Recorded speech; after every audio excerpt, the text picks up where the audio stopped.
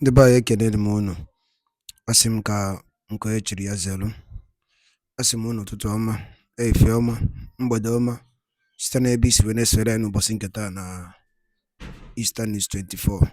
Anyị si na ọ ya dịrị onye ọbụla na mma ka bụ ndị na-esore anyị n'ilu akwụkwọ n'ihe anyị na-ebe dị iche iche. N'ụbọchị nke taa anyị si na ọ ya dịrị anyị Igbo na mma, na anyị yarị ka echi na echi ede agwụ agwụ.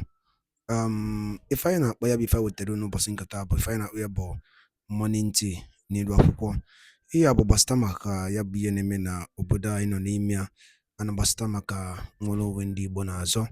Dịka o si dị, o nwere ihe Biafran Prime Minister kwuru n'ilu akwụkwọ nwetara unu ka unu ga ya bụ ife, unu ga-esi ya bụ ife na tinye alụ nke unu ife unu chere gbasịta maka ihe ndị a niile o kwugasị n'ilu akwụkwọ dị iche iche n'ụbọchị nke taa na morning tea. Dịka ị na-ege ya bụ ife, drọpụkwara ya ọnụ kọmentị n'ilu akwụkwọ, ọ dịkwa nnukwu mkpa. All right, over to you, sir. My fellow Biafran, we have seen the paradigm shift in the course of this event of the liberation of Biafra people. As we continue to see the upsurge in the Usman Danfodio conquest, the expansionists are at it again, doing everything to infiltrate our land with repentant Boko Haram. This move will be resisted by the Biafra people and its forces. We have seen on social media several people who have condemned one way or the other the liberation and the manner and the way we are fighting for our freedom. Today, many of them are on social media shouting, "Oh, everybody should come and see what is happening in Imo State. Everybody should come and see they are bringing Boko Haram." And I want to let them know today that there is no hope in those they are shouting and trying to call their attention. The only hope they have remain the Biafra government, remain the government they have castigated. The only hope they have today to resist the importation of terrorists by Hope Uzodinma and his gangs remain the Biafra Liberation Army. The only hope they have remain the Biafra de facto government in the homeland and the Biafra Republic government in exile. Without us, they are doomed. Without us, they are gone.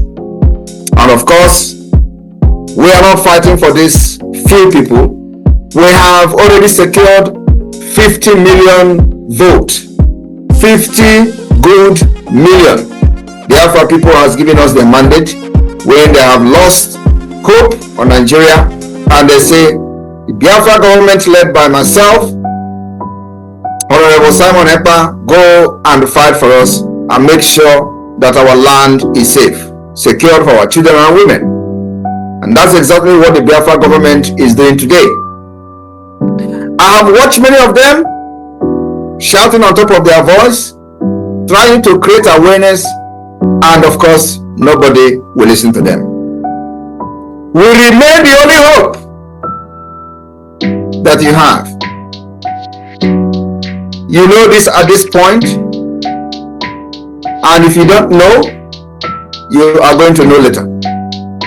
To this end, my fellow Biafrans in the United States, a lot of decent people who are now looking up to the government of Biafra to come and save them from the hand of the Nigerian terrorist state. I would like to educate Biafrans who are yet to understand the approach we are using, the defense and defensive approach, which a lot of people understand as violent agitation. I want to educate you today on some of the historic or some of the history of freedom fighting, and I will encourage all of you to listen and ponder on the speech that I am making today. The struggle for independence and freedom often evokes a spectrum of tactics, ranging from peaceful protests to more violent form of agitation depending on the pattern the oppressors choose. While the peaceful movement can inspire significant changes, history has shown that in certain contexts, violent agitation has sometimes proven to be more effective in achieving independence, especially when the oppressors are leading the violence, like we have today, Nigeria leading the violence against Biafra people, while the oppressed are defending themselves ruthlessly, just like we, the Biafra people, have chosen to defend ourselves ruthlessly against the Nigeria war crime, against the crime against humanity that Nigeria has been perpetrating against Biafra people for decades. As this has become the choice of Nigeria terrorist state, and Biafrans are defending themselves, this I want to explain the dynamics between these two approaches. And I want to give some historic example that could illustrate the complicities involved. My fellow Biafrans in the United States and those privileged to listen to this particular speech today, I want you to understand that Biafrans can never be killed again by Nigeria in the manner and in the way they have done in the past. Whenever the oppressors resort to violence, like Nigeria have resorted to violence from 1945 to date,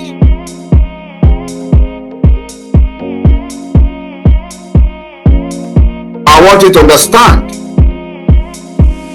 and I want us to know the efficiency of violence agitation from historic perspective. How many people who faced even lesser than what we are facing today have defended themselves and used violence to get their freedom. Today I am here in town hall with the Biafrans in the United States. For that reason, I will start from the history of the United States. The efficiency of violent agitation. The American Revolution of 1775 to 1783. The American colonies sought independence from British rule through a series of escalating conflict.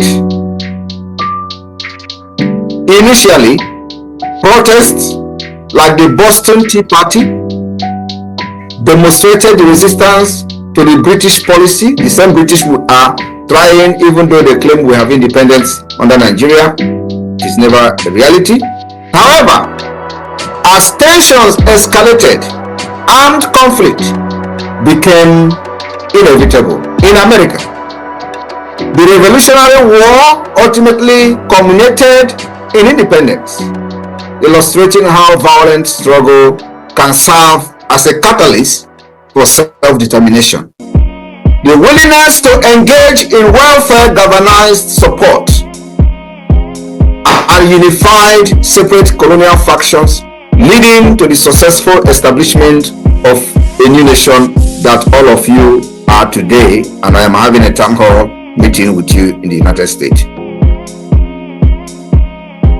Let us look into the Haitians. The Haitian Revolution 1791 to 1804. The Haitian Revolution is a stark example of how violent resistance can lead to independence.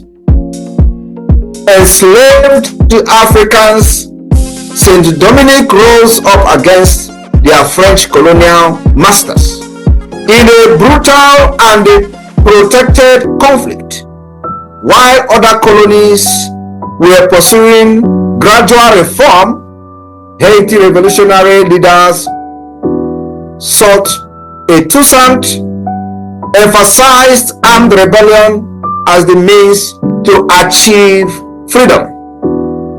My fellow Biafrans, the successful revolt not only resulted in Haiti becoming the first independent Black republic, but also served as an inspiration for other liberation movements across the globe.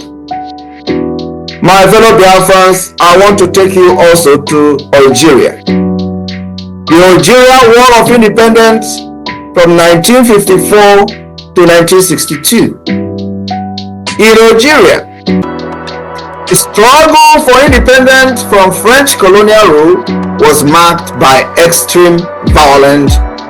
The National Liberation Front employed guerrilla warfare and terrorist tactics against French forces.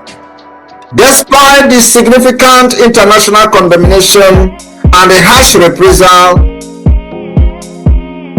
the NLF violent campaign was instrumental in rallying nationalist sentiment and eventually led to Algeria gaining independence in 1962.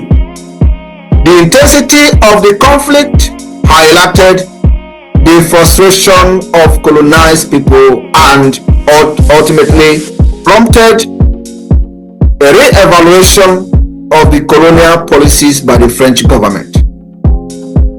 When the oppressors resort to violence, they will also be confronted with more violence to have a more proactive and more decisive outcome.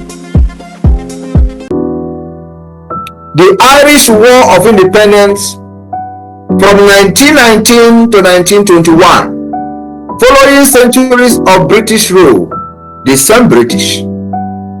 The Irish struggle for independence saw both peaceful and violent tactics, while figures like Daniel O'Connell advocated for no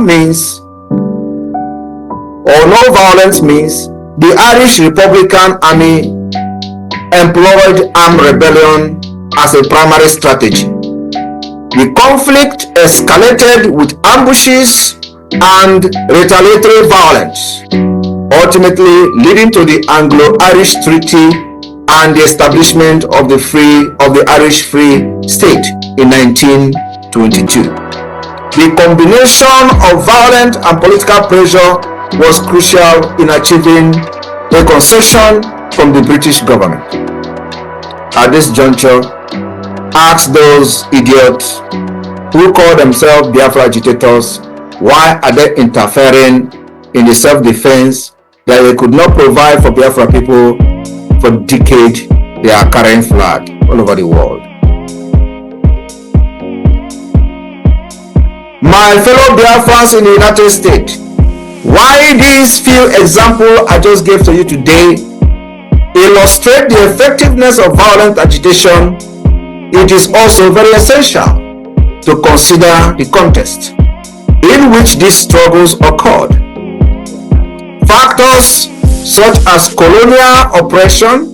Today we have what I call the Fulani apartheid regime in Nigeria, where the expansionists continue to follow the legacy of the Usman Dan Fodio, and I have promised them I have come here to end the legacy of Usman Dan Fodio, and the end of the legacy of Usman Dan Fodio will start from December 2nd.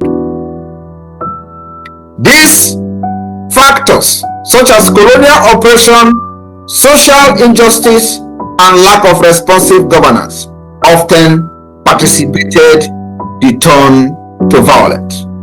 In many cases, peaceful protests had been met with repression, leaving group with few alternatives.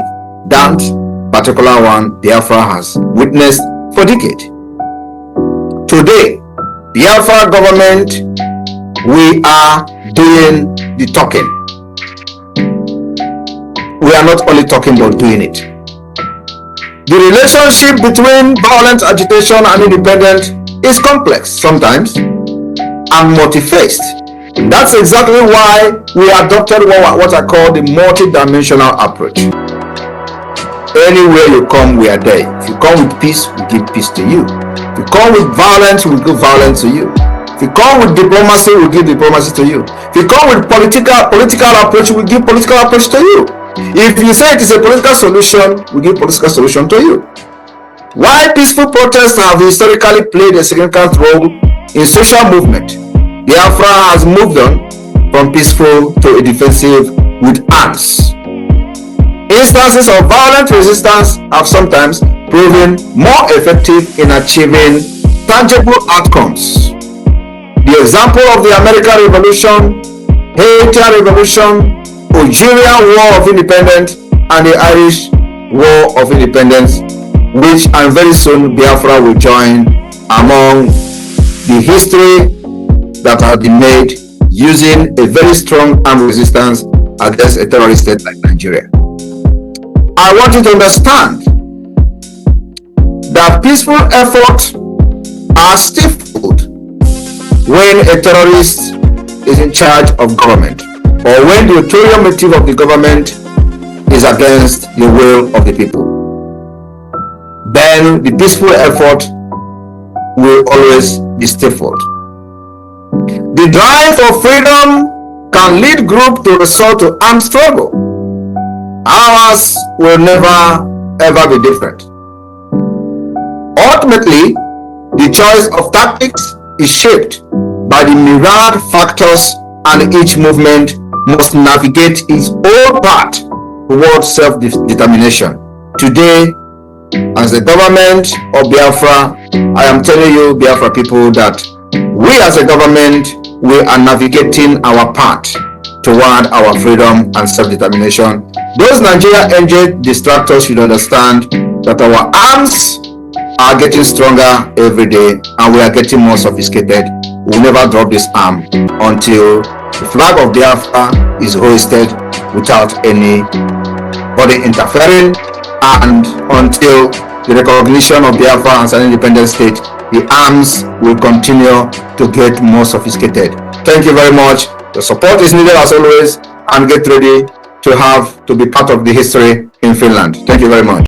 Before I go n'ilu, igosi na ya bụ ihe ndị ọzọ fọ n'iru akwụkwọ, biko ọ bụ na nke a bụ ụbọchị izi gị na-esonyela anyị, ka barụ ka imetụ aka na subscribe button, turn on the notification ebe ese bell, ọ dị nnukwu mkpa tupu anyị gaa n'ilu, igosi na ya bụ ihe ọzọ fọkwa anụ. All right, over to you, sir. You know, all those ones are now everybody's brain is coming back because they have done, and now it is time for people to, you know, say the things the way it is. So if she can do all these things to Mazi Nnamdi Kanu, which many people don't know, you know, up to the extent of, you know, chasing him out of the house, and during the time of Nelly, you know, a lot of things, a lot of information we have, where we are just holding on, you know, to know how things will go. So there are a lot of things that is happening. Of course, Mazi Nnamdi Kanu is not in a position at this point to make certain decisions, because he doesn't know what is happening out there. So, but the lawyers now are the people I am talking to, and I know they're going to listen to this because everybody is waiting for this meeting. So I'm talking to the lawyers. The more they limit any access, any information, and let me also say it here, the only reason why she went to Abuja was because she is no longer getting information. Information is not coming from Ejimako. Information is not coming from the Maxwell. Information is not coming from the other Ejiofor, the other lawyer. So she was not getting information anymore, just like the criminals in the DOS. They're not getting information anymore. So she needed to go to see things herself, to know the condition of Mazi Nnamdi Kanu. And when she went there, she saw of which Mazi Nnamdi Kanu cautioned her, warned her very well that if you attack Simon Ekpa, you'll be divorced. Openly. She came back and she ran mad. So what is happening now is that we don't need to, you know, give credence to whatever that is happening. Biafra is not a family property. Anybody who is very competent and capable can fight for Biafra. And that's what all of you who have gathered, sacrificed everything, your money, your time, your profession, and your everything you have, including your security, you put it into the struggle to see the kind of progress we have made today. Do not allow anybody to make you believe that the struggle for Biafra belonged to a certain people. No. What we are doing today is we are giving our service, our promise. The promise I made to Mazen Amdekano is that I'm not going to betray him. And as long as he have not betrayed Biafra, I will stand by him and for him till the end. That is my promise, and that promise is not just to him, but it is between me and God. So every one of you who have supported this movement up to this point, that we are now globally, that we are now in the US Congress, that we are now in Washington DC, we are now in the discussion of the American policymakers. What has never happened in the history of Biafra, including during the war. I want every one of you to understand that the progress we have made so far, we have not made, Biafra in the history have not made this progress, even during the Biafra war. So put that at the back of your mind. We are breaking the doors and the jinx that has held Biafra back for many decades. I remember all of you when I said that it is a step-by-step process. I told you that the time is coming when we are going to now focus on the diplomatic fight of Biafra liberation. That's where we are today. We have set every institution of the government. We have made sure that all mechanism that we are supposed to have before we start going to the people to knock at the door of the people that will make Biafra to come and recognize Biafra, we have to put those mechanisms and everything in place. We have done that. We have achieved that. And so, which is the reason everybody is listening to us. When you want to go and they have to ask you, where is your map? What have you done? We have even gone as far as conducting self-referendum. In the self-referendum have recorded sources. It is not only that, we have been able to hold Nigeria in a very, very tight corner. For the past 3 years, the Biafra people have given vote of no confidence by every Monday sit at home to every representative of Nigeria in Biafra land. So we have been able to delegitimize Nigeria using multidimensional approach. So what I'm trying to say here is that do not let anybody to bring you back to the age of the stone, thinking that Biafra struggle is for a family or for a certain people. No, it is not. We are only here to make sure that the promise we made to our fellow human being and our leader Mazen Amdekano, that we did not break that promise. And we continue to stand on this promise till he comes out. And if he did not back down on Biafra, we will continue to stand on the promise. But the good news is that, like I said, he is going to be released in a very historic way.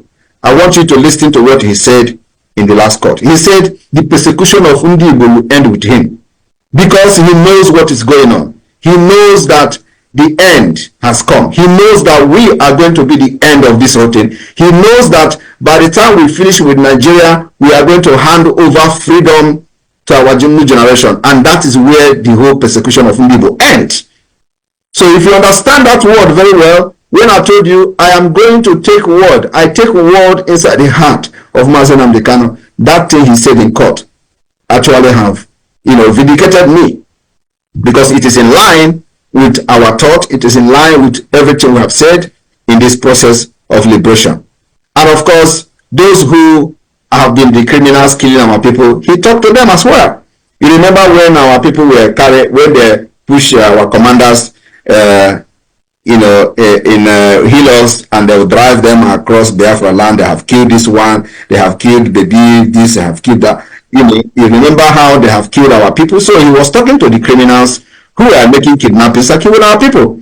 You know that there is the one they call Madubugo, who was the commander of ESN. That one is gallivanting in Abuja. He lived in government house. So that one was part of the kidnapping ring of Ifanye Jofo. He was into kidnapping. He kidnapped the commissioner of the former commissioner of utility in Anambra State. This information is public. I called the man's name. It is on social. It is on media. Nigerian News reported it. They swore oath with this man, and they were collecting 30 million. I have called on this man to come out and deny what I'm saying. If it is a lie. They swore oath. They kidnapped this man, give him oath in the bush, and release him after collecting ransom. This Madubugo. And today, with my exposition, maybe the man may have gotten his freedom of paying them 10 million every time. When Mazen Amdekano was kidnapped newly, in 2021. This man was the one sponsoring them going, even sponsoring the J4 going to court in Abuja, just for formality. Every time that is court, this man will give them 10 million. And he give this 10 million to Madubugo. Madubugo will take cash and go to Abuja and give a J4 3 million. I have every information. So now, this man, I have challenged Soludo. Your commissioner was kidnapped. Can he come to tell Biafrans or Nigerians who believe in Nigeria, who kidnapped him, who gave him? But I already told him that oath they gave you will never do anything to you. And of course, which I believe he have realized by now, because I don't believe he's still paying them after the exposition. So now, Mazi Nnamdi Kanu was talking to people kidnapping people in Biafra land. He is talking to them. Today, ask yourself, why is that Madubugo, who was this ESN commander, is no longer going to the court to kiss Mazi Nnamdi Kanu?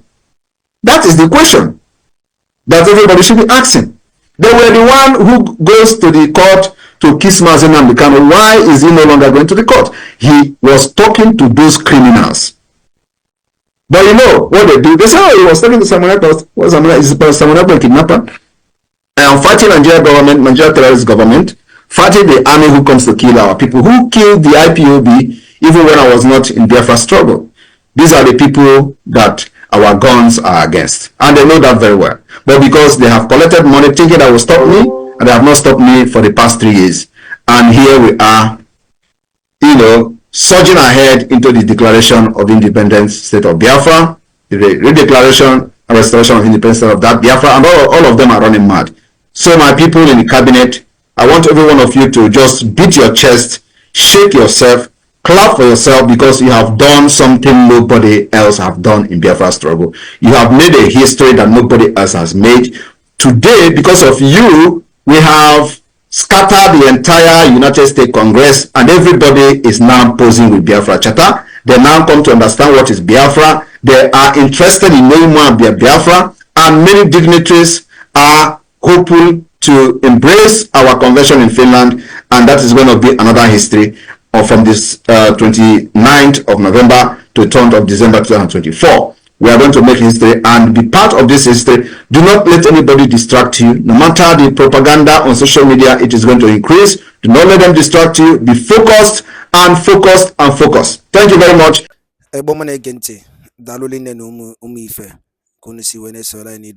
Eastern News 24 n'ụbọchị nketa anyị na-akpọ ya morning tea. Unu anụgonu ya bụ ife mgbakọrịta ụka ya bụ ife Maazị Simon Ekpa bụ Biafran Prime Minister or Biafran Public Government in exile. Dịka o si dị n'afọ ka o si ada n'iru akwụkwọ.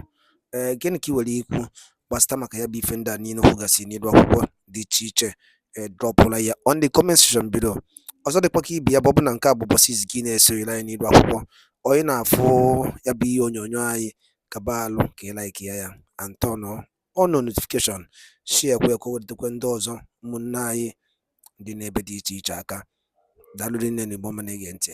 Oge na-adịrị anya onye ndu ya apụta na n'ụlọ mkpọrọ ka emesịanụ.